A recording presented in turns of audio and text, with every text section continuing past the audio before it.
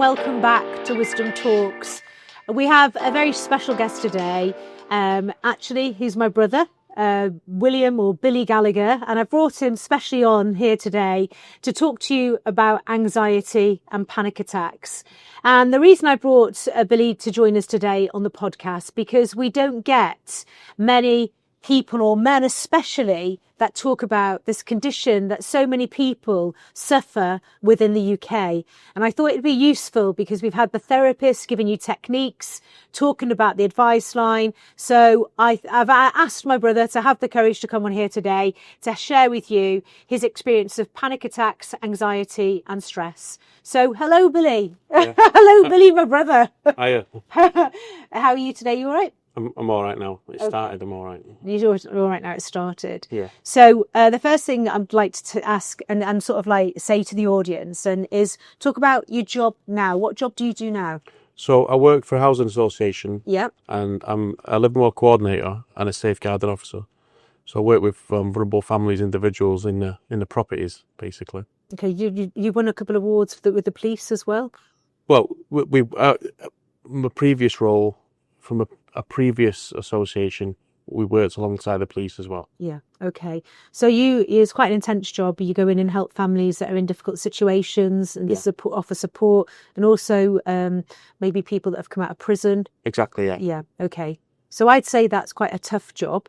It is. Okay, but we're not talking about that job, are we? No. We're talking about your career from years ago, aren't we, that's triggered? Yeah. Okay. Suffering with panic attacks, anxiety, and stress, basically. Although it's not the stress I deal with now as such, it's the aftermath of the stress that I suffered at the time, yeah. Okay. So let me take you back to when you were little. And I would say that you're a very confident boy, because I know you, I'm your older sister. But I'd say you're a confident boy. I would say that you were fun, jokey. Did you ever feel anxiety or panic when you were younger? Not panic or anxiety. I knew I was a little bit different as I got. Well, when I look back, I think I suffered from OCD as a child. I used to check a lot of things and stuff like that, and I only realised that from researching it at a later date when I was suffering from it really badly in my early 20s. All the way through to late 30s till now, but I manage it a lot better now. Okay, what type of things would you check? Well, it's quite strange, but I used to walk a certain way into the playground when I was in junior school, and I used to check a certain door every day, even though I knew it was going to be shut. I used to check to see if it was open, but I used to do that, and I could not walk past that door, even though it was a good minute out my way. Okay, and then later on in life, what would you do later on as you got older? To do with OCD? Yeah. Oh, there's a myriad of things. Checking light switches, checking doors, constantly checking doors before you go to bed. I mean, but one of the main things was as the anxiety got worse, it would morph into health anxiety. So that then becomes checking yourself, and that's where the problems start. And that's where you get into a loop and you get into a mess, really, because you're continuously checking your health. Can be heartbeat, can be anything, lumps, blood pressure, checking for anything, and then you get stuck in a cycle. So that's why it's called health anxiety. I think it's a bit different than being a hypochondriac. Yeah, it's more the fear of being ill rather than wanting to be ill. Okay. So let's go back to where you really did suffer, I think your worst ever panic attack. Talk me through that day. Talk me through the job first of all. What was your job? So I started at a telecommunications company, and I started when, I don't know if anyone remembers, but it's when analog went to digital. So it was a really good time to get into telecommunications, because the bills were being cut in half, the calls, etc., etc. And I started with a company in sale, and I started it as a telesales operative, but I quickly made my way up to a team leader, then section leader, and then after the year or so, I was telesales manager, and then I went on to being a field sales manager, and then national sales manager. And the stress of the month, of the continuous targets, because at first we were obviously smashing targets, but as it got a bit more stagnant with a lot of other people in the sector, etc., it just become a lot more difficult to hit your targets as they were going up. And my director at the time, who I was answerable to, he moved then to Cyprus, and I was having phone call after phone call, and obviously when you're dealing with someone over the phone, it's not the same as speaking to them in person. And then you was in charge of a lot of people, a lot of money, a lot of everything was going through myself. A lot of things were going through myself, and a couple of other people. But I didn't turn to drink or anything like that. I was going home, and the company actually relocated to Wales as we merged with another company, and the travel was a lot as well. So it was an hour each morning, an hour on the way back. It's a long time to start, long time to think, and as it just progressively got worse, and I could feel myself not feeling well anymore. I become, from being this really, really confident person who would speak in meetings, speaking like the sales conferences, etc. And then it went down. I just started going downhill. I couldn't speak anymore. I started having panic attacks constantly throughout the day. Just the thought of even driving to work would make me ill. And it just went from there, really. I wouldn't want to stay in a hotel on my own. My director at the time was asking me to go to Cyprus all the time. I'd make excuses that I couldn't go because I didn't want to be away from my safe spot, which was my home, really. But I couldn't drive down the M56 back home without having several panic attacks. People talk about having a panic attack. But when you're that far, when you're that stressed and you start an anxiety disorder, panic attacks just come and they come and they come. One after the other. One after the other. And if you don't understand them, they can run away with you. And that's the whole point with doing this, is because if it can help one person with, when you understand anxiety and you understand how it works, that's when you beat it. And that's why I wanted to do this. Yeah. Okay.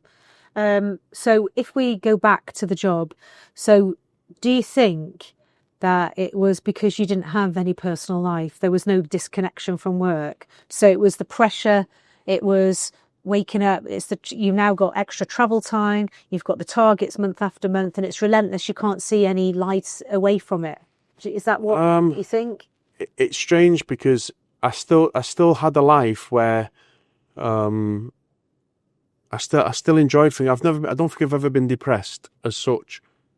I think it was just the anticipation of not achieving what we used to achieve, and then someone being disappointed in you, and just, I think it was a mixture of that, and my boss at the time wasn't a very nice person. Now I look back, at the time, obviously he was my director, but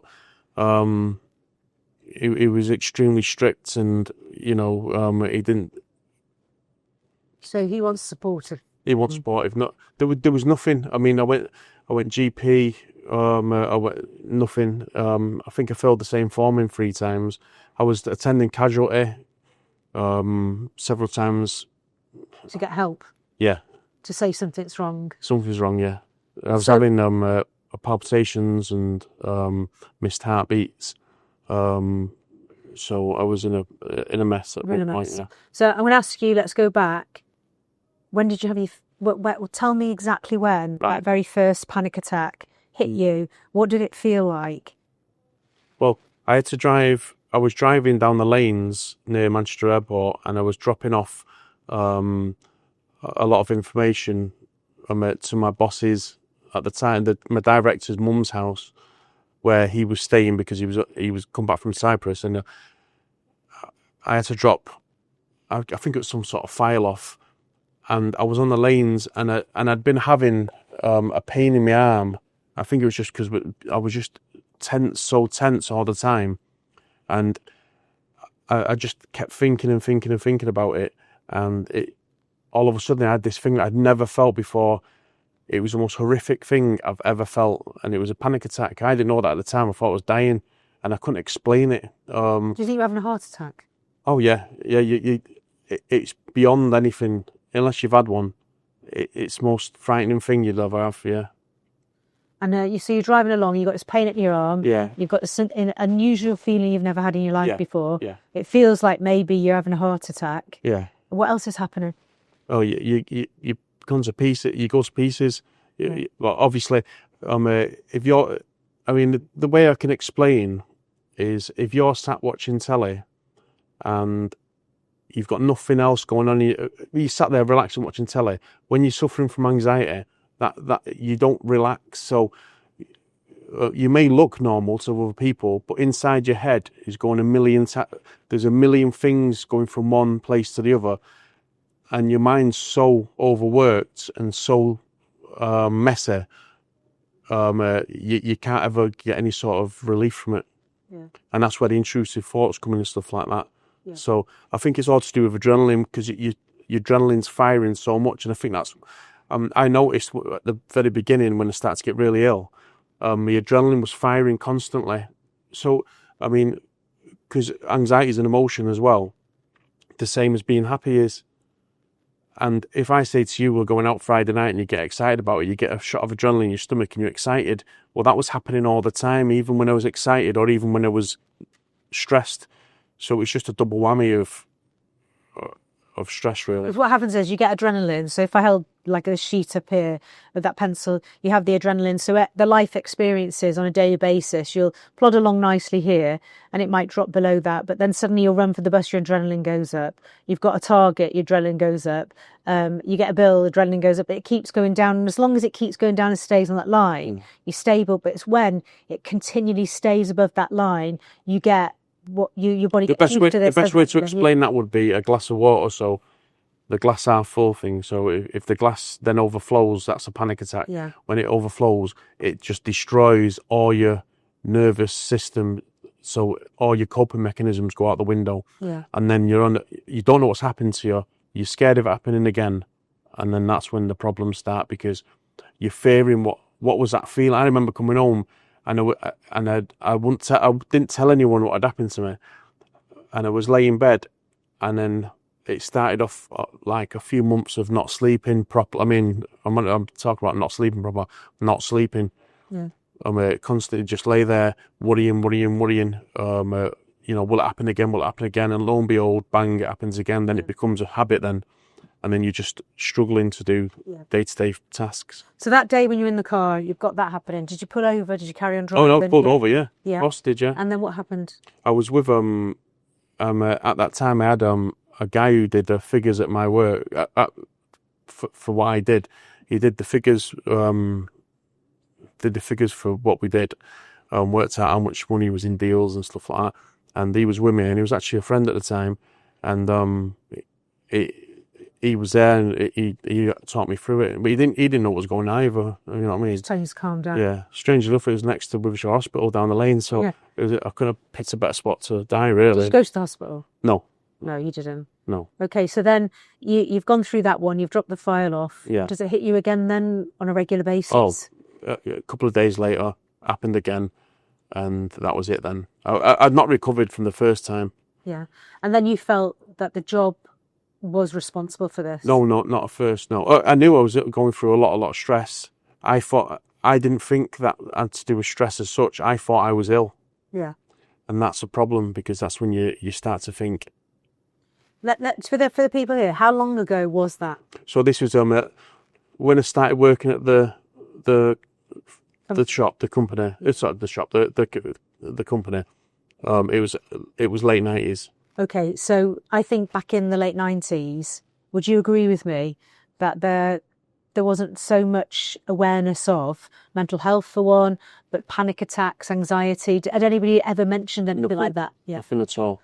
So you talk about the time when you knew that enough was enough. Yeah, you couldn't cope with this life anymore, and you decided that you couldn't cope with the pressure of work. Can you remember what happened that day? Yeah. There's a lot of stuff that happened before that to do with struggling in work, meetings, stuff like that. I wasn't the same person anymore, and I remember I was getting bypassed at work, and I was getting bypassed for certain things by the director to someone else, because I actually took some time off ill, and I actually went to see the doctor. When I seen the doctor, my actual boss at the time rung me in my doctor's surgery, and I had to answer the phone because I thought I have to answer it because it's him. And he was demanding certain figures, this, that and the other. And my GP at the time said, if you want an answer to your problems, Billy, that's your problem. Cut a long story short, I took some time off. When I come back, it wasn't the same. I was being bypassed. I think they thought I was fragile, and I did feel fragile. And then I picked my director up from the airport because because he'd come back from Cyprus. I picked him up and took him to the office, and all the way to the office he was talking. I didn't understand the word he was saying because I was that hyper focused on my body and how I was feeling. And I remember a surge of anger where it wasn't normal because of what he was saying. And I just said, when we get to the office, that's it. I just said I want my car for 3 months and I want paying for 3 months and we're cutting tyres. He said you can't. He said you couldn't do that. I said I can do what I want basically. And then that's when I broke free from it. Yeah. What was his reaction? Was he shocked? I think he was quiet all the way to it. Yeah. And what about you? Did you feel a relief that you'd said it? Not at that point. I was scared because I was on really good money. I'd been at the job for 10 years, say. I'd done it. I'd worked my way up. I'd worked so hard. And that's the problem. I didn't know. That's all I ever knew. I'd built up a reputation and it just all fell apart because I was ill and I didn't know how to cope with the stress. And you had any support? I know, no support whatsoever. And in those days, there wasn't like it is now. No, it was, if you're not good enough, then you're on the bad pile, really. And I think this is why, especially, and anybody wouldn't have come forward then, and especially a man. That's why I'm so pleased you come today, because a lot of men out there, we don't get men vocally talking about things like this, and that's why I wanted to show people like you're 6 foot. I wanted to show that my brother, who's 6 foot, that's a strong man, has suffered this. It's affected him. I did think at the time. I thought at one point I've made it. Yeah. It's that easy now. Yeah. I've got to this point, and this is how easy it's going to be. Yeah. Just to keep going. I didn't really keep going and earning really good money and doing whatever, but then it just hit me like a brick. Yeah, a brick, like in a brick wall. Yeah. So you've left there, and you've now trying to recover. Yeah.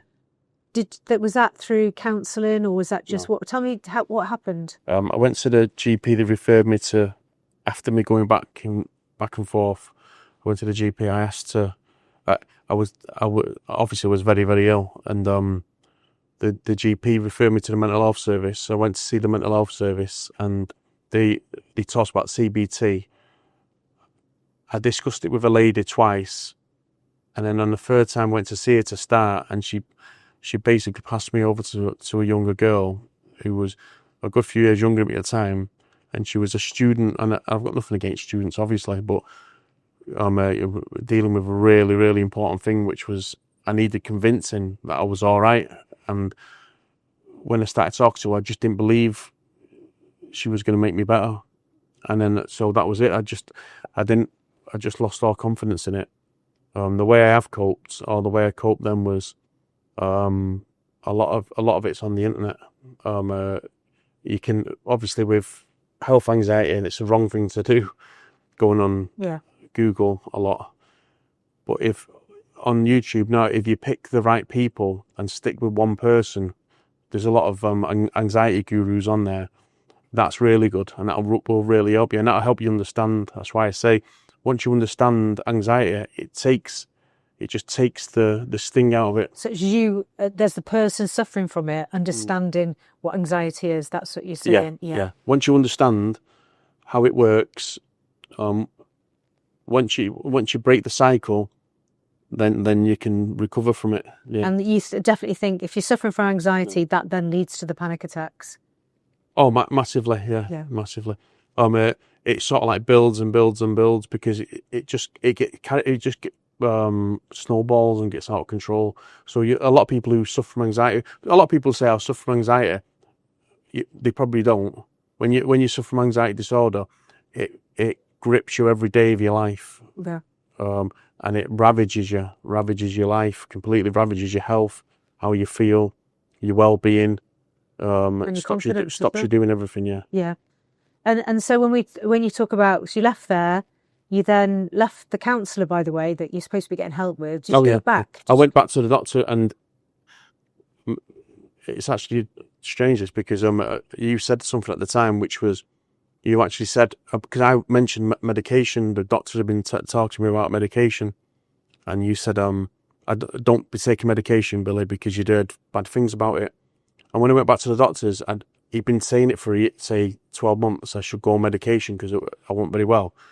And he said, what's going to happen, Billy, is you're going to come back here in a year's time, 2 years' time, 3 years' time, and you're still not taking the medication, and you're still going to be in the same place, if not worse. When I'm telling you now, this will help you. It'll bring you down, basically. And then he prescribed me Prozac, which is fluoxetine and beta blockers. And I messed about with the beta blockers and the antidepressants a little bit, and then I went on fluoxetine, Prozac, and I went on the beta blockers, and that's changed my life completely. That changed my life completely at the time, beyond anything. It helped you? Oh, immensely. Yeah. But it just gave my body a break. It took a lot of getting used to and stuff like that. But when it started working, I remember getting up one morning, and I felt normal for the first time in about 8-10 years. So it did help. Yeah, it helped me, and then I could recover. Then it gave me a chance to recover. So it gave your body a rest from the adrenaline as well. Adrenaline, because the beta blockers stopped the effects of adrenaline, so they stopped the palpitations, the missed heartbeats, the feelings that you get with that. Yeah. So they stop that basically, and then it gives you a chance to recover then. And we're not saying that medication works for everybody, but for you that it worked. It did at the time, yeah. Yeah.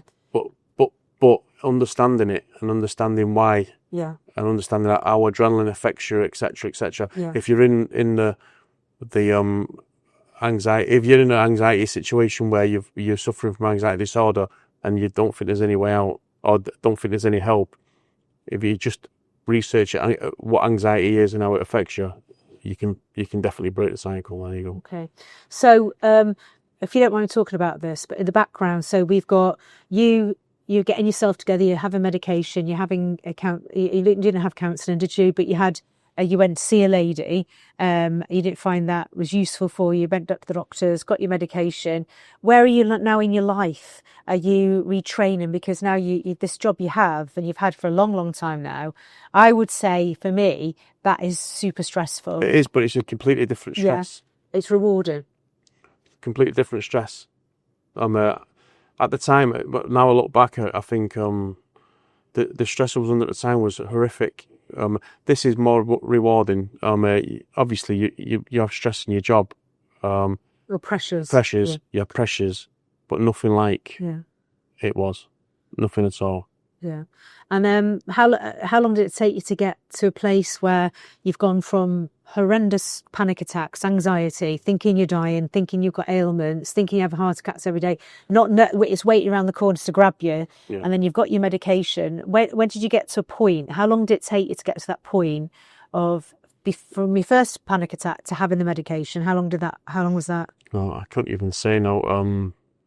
A good few years. Do you think if you'd have taken the medication earlier and seen your GP earlier? I think if I would have listened to him at the time, I listened to. But when you're suffering from anxiety, you're anxious about being anxious. You're anxious about putting medication in your mouth you're anxious about that. Yeah.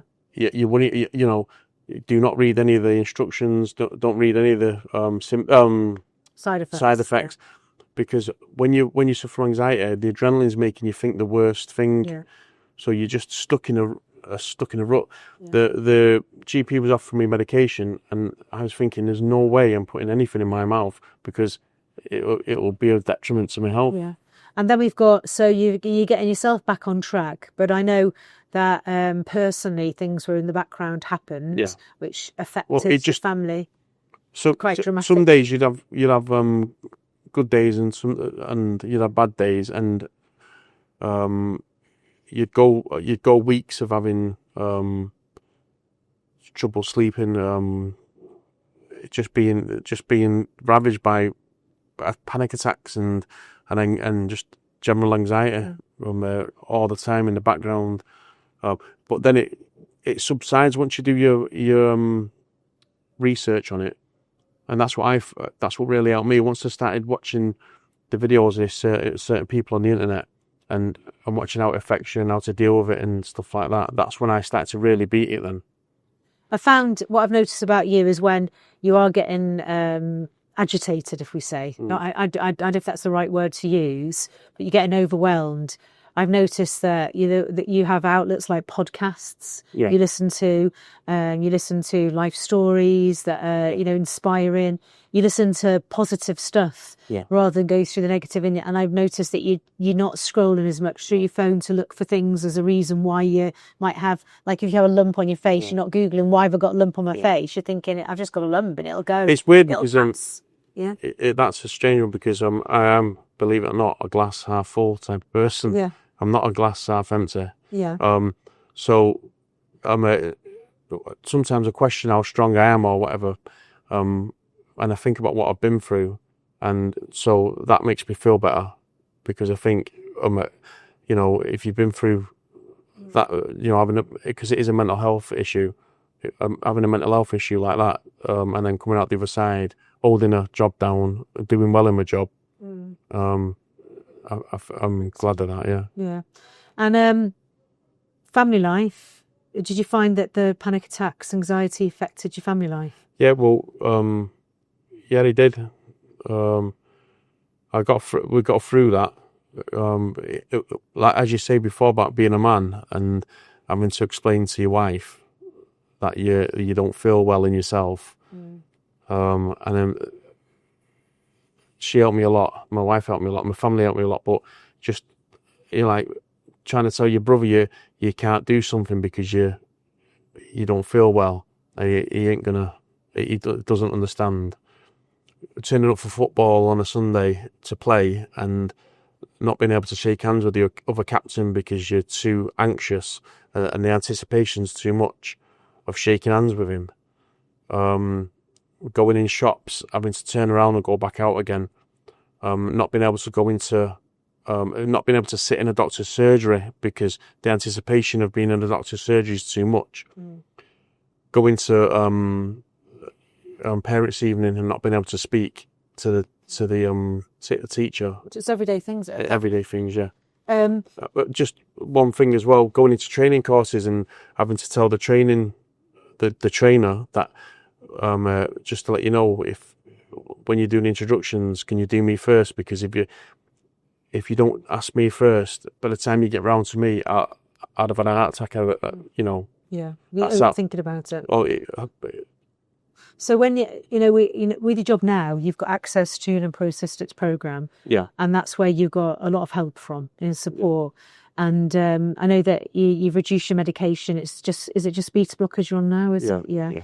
And so what things do you do now when you feel like you're having a panic attack, when you feel like you're getting that anxiety? Because I know you do still suffer with it, and you say yourself you think you'll have it forever. It'll always be with you, by your side.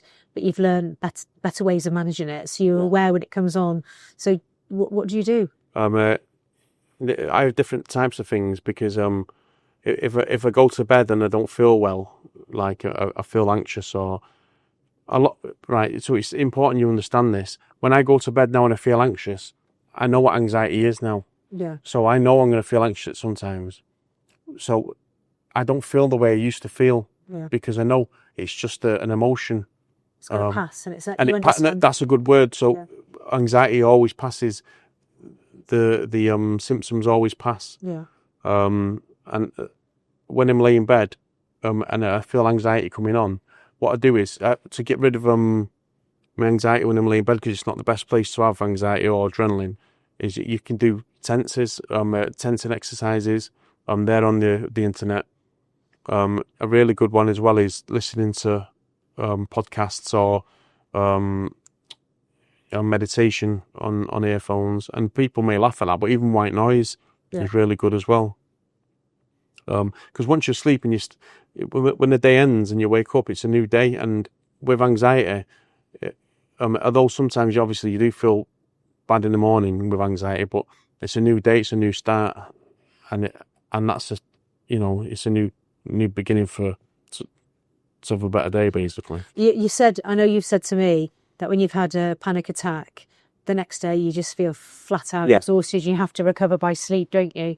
And I think you sharing that helps employers that are listening to this podcast understand, if they've got a member of staff that says, I've got anxiety, they understand how intense anxiety is. And if we don't manage it in the early stages, which I don't think you got the help in the early stages like you should have done, because the understanding was totally different. But, having that, knowing what the anxiety can lead to, like it can lead to lots of other conditions, and having those and understanding what those cognitive tips are that you can have, like listening to podcasts, sleeping. Well, not overthinking. Well, obviously, any exercise is good for your mental health. Well, obviously, because everyone says that, and it is. But when you're suffering really badly with anxiety, you try and go into a walk in a gym. It's impossible when you're that self-conscious of yourself. It's difficult. So going for walks or something like that. But then again, when you suffer at the height, you wouldn't want to be anywhere on your own properly. You find safety blankets, which is around your family and your friends, and that's what you do. And that's what you've learned over the years. Yeah, you've learned what helps you, what comforts you, what things to do, what techniques. So people are going to be really struggling at the beginning, but as I say, it passes, and if you can understand it and you work out or you research what anxiety is, what the main factors are, you completely take the sting out of it, and it does pass. And the thing is, it ain't gonna pass the first day or the second day or whatever, but it gets better in time, as it did deteriorate in time. So that's what I think anyway. As a man in the 90s, so as a young boy, but then a man in the 90s, and suffering from those anxiety attacks, do you think that you've come on leaps and bounds to the man you are today? Well, yeah. I've kept it together. I've raised my children, and they're all doing really well. And what can you do? I've got my own house. I've got a good job. So yeah. And the other thing I'm going to ask you, because there will be people here now that are listening, and they've got anxiety and panic attacks. What advice would you give to them now if they're starting out with them? Would you say, like, get help straight away? Get support? Ring the advice line? What advice I give them directly is, anxiety doesn't define you. The thing with anxiety is you can break it, because, as I've said several times, once you understand people don't understand why they're having this immense feeling of you're going to die and this, that, and the other, and it takes over your life then and ruins you completely. But once you understand and you research it, and there's lots of stuff on YouTube and whatever else to do that. Don't research illnesses and stuff like that about how you're feeling with certain illnesses and stuff. I'm on about how to deal with it, how to deal with anxiety from the core. You'll then break it, and you'll start to come out the other end. It's understanding it, it's managing it, it's getting help straight away. Yeah. As soon as you think that burning off adrenaline, so that could be going to the gym. That helps a lot. I used to play a lot of five-a-side, so that used to help a hell of a lot. Yeah. Burning off adrenaline, because when the adrenaline's inside you, what it does, it changes your thoughts to negative. Yeah. When because it's part of the fight or flight. So I do know a lot about anxiety, because obviously I've had to deal with it for so long. Yeah. So. Do you think you're in a better place now? Yeah, of course I am. Yeah. I'm always going to be. It's like if you suffer from if you're a diabetic, you're always going to have certain symptoms of that throughout your life, as asthma and etc. etc. Mine, I just happen to be Billy Gallagher, who's suffered from anxiety from an early age. I had the traits of it from being young, and the stress at my job didn't help, and it just compounded it and Triggered it. Yeah. So I'm going to ask you the two questions then, and the two questions I'm going to ask you. First one is, which I've started asking the guests is, if you had to think about something, what makes you really happy? Instant happiness. You want to get away from those thoughts. You want to think about something instantly happy. What makes you happy? Family. Family. Yeah. Me. Yeah. Look at dread there. And the other one is, we always ask everybody what their words of wisdom are, because this is Wisdom Talk podcast. What words of wisdom would you give to our listeners today? You never know what someone else is going through. And it's strange because when you talk to people, when you get to know people, you understand what, because they open up about the problems and stuff. And when you first meet them, you might not know it, but everyone's going through their own issues. And I think if you just treat people in a nice way, whoever in a nice way, be as nice as you can. I know it's been hard to talk about this today, but I think that for the people listening, that we've spoke about, the therapist has spoken about techniques, they've spoken about symptoms, but for you, I wanted to bring you on as a man to talk about anxiety and panic attacks, and I think you've really helped the audience. That's the first time I've ever spoke about it like that. Yeah. And I was worried about it, put it that way. Well, thank you very much, Billy. Thank you very much for coming here today and talking about it. Thank you. Thank you.